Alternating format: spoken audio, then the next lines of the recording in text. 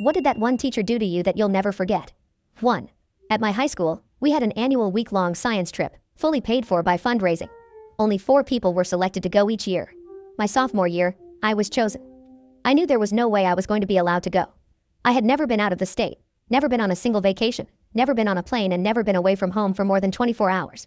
My parents were incredibly conservative and immediately said no. I had a science teacher who just didn't accept the no.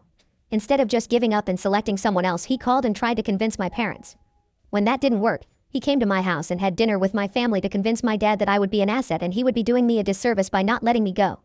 He sat and ate my mom's terrible cooking and talked to my parents for over 2 hours until he got a, "We'll think about it." Then he just kept following up.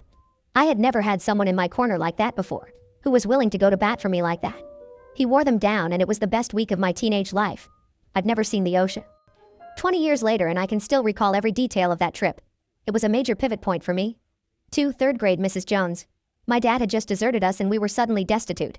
She bought my school pictures for us and paid my lunch bill all year. She never said a word about it, only found out later. Bless her. 3. The professor I had for my calculus class in university was awesome. He was a good teacher, very funny and engaging. It was a first-year class with over 100 people in it. I was just a face in a big crowd. I was on campus after hours a couple years after I graduated. They run programs for kids in the evenings and was dropping off my oldest, and I saw him. He stopped, looked at me hard, and said, "First name, last name. Not a bad student, not great, but definitely not bad." And kept walking. This was a good 6 years after I graduated. Absolutely amazed he would have remembered me at all after teaching how many hundreds of students in between. That is just crazy. 4. I called somebody stupid once when they got a question wrong and the teacher instantly made me stand up and spell stupid backwards. Got it wrong with the pressure and learned a lesson that day. 5.